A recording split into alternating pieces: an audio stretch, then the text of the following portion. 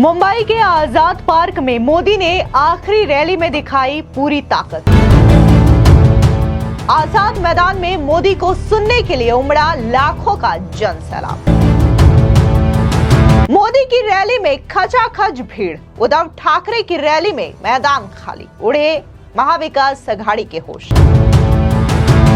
क्या महाराष्ट्र की जनता बनाएगी महायुति की प्रचंड बहुमत के साथ सरकार? नमस्कार, स्वागत है आपका। आप देख रहे हैं द न्यूज और मैं रानी गुप्ता आपके साथ। महाराष्ट्र में 20 नवंबर को वोटिंग होनी है, लेकिन नेताओं की जुबानी जंग का सिलसिला लगातार जारी है। इस बीच आपको बता दें कि जिस तरीके से महायुति हो या फिर महाविकास अघाड़ी हो चुनावी प्रचार कर रहे हैं, तो इसमें एक बड़ा फर्क देखने को भी मिल रहा है। आपको बता दें कि अभी रैली की कुछ तस्वीरें सोशल मीडिया पर काफी ज्यादा वायरल हो रही है, जिसमें प्रधानमंत्री नरेंद्र मोदी की रैली में काफी ज्यादा जनसैलाब देखने को मिल सकता है, जो कि प्रधानमंत्री नरेंद्र मोदी को सुनने के लिए उमड़ा हुआ है। तो वहीं दूसरी ओर जो लगातार ये दावा कर रहे हैं कि वो इस बार महाराष्ट्र में अपनी सरकार बनाएंगे, यानी कि महाविकास अघाड़ी, उनकी रैलियों की अगर बात करें तो खुद उद्धव ठाकरे की रैली में जो मैदान है, जो कुर्सियां हैं, वो खाली नजर आ रही है। ताजा जो तस्वीरें हैं वो दरअसल मुंबई के आजाद पार्क की है, जहां पर देखने को मिल सकता है कि प्रधानमंत्री नरेंद्र मोदी को सुनने के लिए वहां पर भारी भीड़ देखने को मिल रही है, जो कि पूरी तरीके से मैदान में खचाखच भरा हुआ है। तो वहीं दूसरी ओर अगर हम उद्धव ठाकरे की रैली पर नजर डालें तो यहां पर उनकी कुर्सियां खाली नजर आ रही हैं, मैदान खाली नजर आ रहा है। और इन चीजों को देख करके यह बखूबी समझा जा सकता है कि आने वाले समय में, यानी कि 23 नवंबर को जो नतीजे सामने आएंगे उसके मुताबिक महाराष्ट्र की जनता किसे चुनने चाह रही है। लेकिन वहीं दूसरी ओर प्रधानमंत्री नरेंद्र मोदी जिस चुनावी सभा में जा रहे हैं, महाविकास अघाड़ी और उद्धव ठाकरे पर ताबड़तोड़ हमले करते हुए दिखाई दे रहे हैं। अभी हाल ही में नया चैलेंज जो है प्रधानमंत्री नरेंद्र मोदी ने उद्धव ठाकरे को दिया है कि वो शहजादे यानी कि राहुल गांधी के मुंह से बाला साहेब ठाकरे के सम्मान में 2 लफ्ज बोल करके दिखाए। और मैंने इनको चुनौती दी है, अघाड़ी वाले जरा मेरी चुनौती को स्वीकार करें। उनके युवराज के मुंह से वीर सावरकर की तारीफ में एक भाषण करवा दे जरा।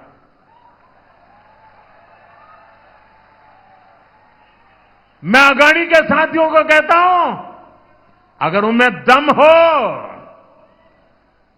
तो उनके युवराज के मुंह से बाला साहब ठाकरे की जरा तारीफ करवा करके सुनाए महाराष्ट्र को।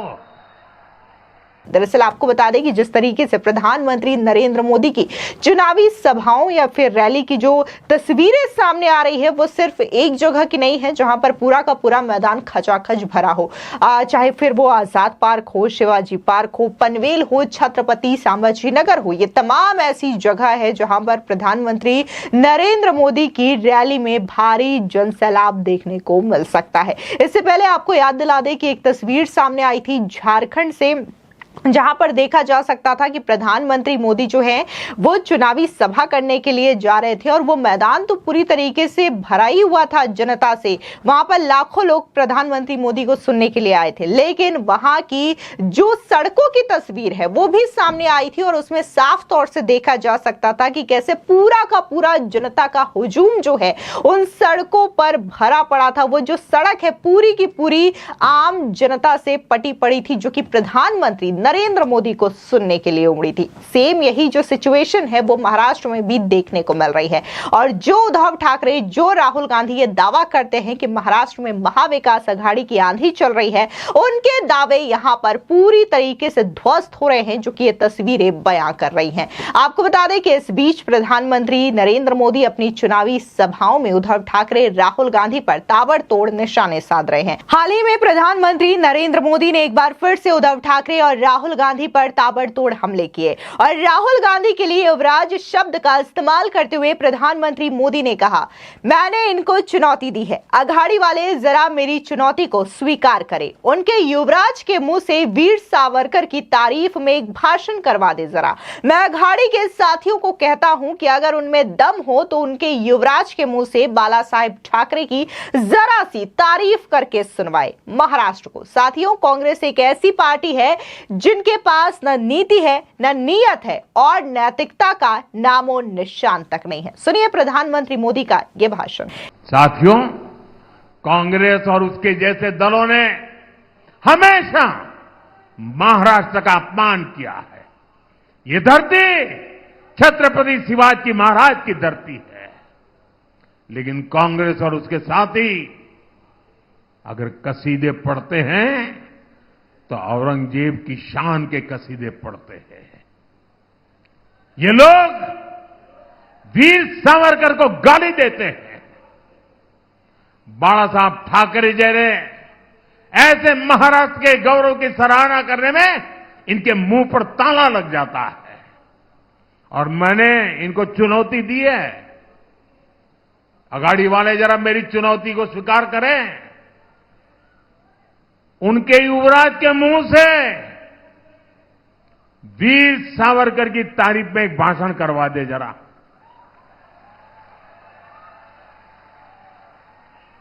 मैं अघाड़ी के साथियों को कहता हूं, अगर उनमें दम हो तो उनके युवराज के मुंह से बाला साहब ठाकरे की जरा तारीफ करवा करके सुनाए महाराष्ट्र को।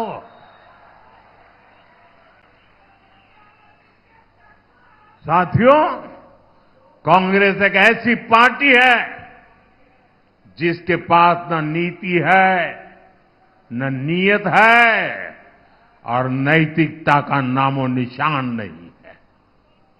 कांग्रेस को केवल और केवल सत्ता चाहिए। सत्ता के लिए कांग्रेस ने देश का विभाजन करवाया। कांग्रेस ने देश को मत, मजहब, भाषा और इलाके के आधार पर बांटा। सत्ता के लिए इन्होंने तुष्टीकरण का खतरनाक खेल खेला और अब वही कांग्रेस सत्ता के लिए दलित, पिछड़ा और आदिवासी को तोड़ने और बांटने का खेल खेल रही है। कांग्रेस के लोग एससी, एसटी, ओबीसी को अलग अलग जातियों में बांटकर उनकी एकजुटता तोड़ना चाहते हैं। कांग्रेस एसटी की जातियों को आपस में लड़ाना चाहती है। कांग्रेस एससी की जातियों को आपस में लड़ाना चाहती है। कांग्रेस ओबीसी की जातियों को आपस में लड़ाना चाहती है। अलग अलग जातियों को आपस में लड़ाकर कांग्रेस पहले उन्हें कमजोर करेगी और बाद में उनका आरक्षण छीन लेगी। इसलिए आप सभी को बहुत सावधान रहना है। हमें याद रखना है, हम एक रहेंगे तो सेफ रहेंगे। हम एक रहेंगे तो हम एक रहेंगे तो हम एक रहेंगे तो इसके अलावा प्रधानमंत्री नरेंद्र मोदी ने उद्धव ठाकरे पर भी जोरदार प्रहार किया। उन्होंने कहा कि अघाड़ी में एक ऐसा दल है जिसने बाला साहेब का अपमान करने वाली कांग्रेस के हाथ में अपना रिमोट कंट्रोल तक दे दिया है। सुनिए प्रधानमंत्री मोदी का ये बयान। मुंबई स्वाभिमान का शहर है, लेकिन अघाड़ी में एक ऐसा दल है जिसने बाला साहब का अपमान करने वाली कांग्रेस के हाथ में अपना रिमोट कंट्रोल दे दिया है। और इसलिए मैंने इन्हें चुनौती दी थी कि कांग्रेस के मुंह से, कांग्रेस के शहजादे के मुंह से बाला साहब ठाकरे की प्रशंसा के लिए कुछ बात जरा बुलवा के दिखा दीजिए। अरे एक बार तो कांग्रेस के शहजादे से मुंह से निकलवाइए, हिंदू हृदय सम्राट बाला साहब ठाकरे।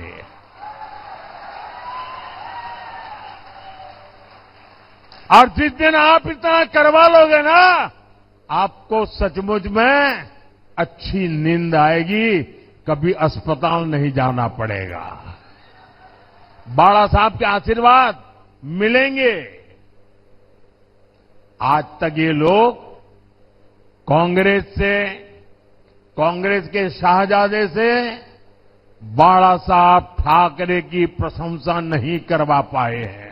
दरअसल आपको बता दें कि महाराष्ट्र विधानसभा चुनाव के लिए सभी 288 विधानसभा सीटों पर सिंगल फेज में 20 नवंबर को वोटिंग होनी है। इसके नतीजे 23 नवंबर को सामने आएंगे। बता दें कि साल 2019 के विधानसभा चुनाव की तुलना में बीजेपी इस बार कम सीटों पर चुनाव लड़ रही है।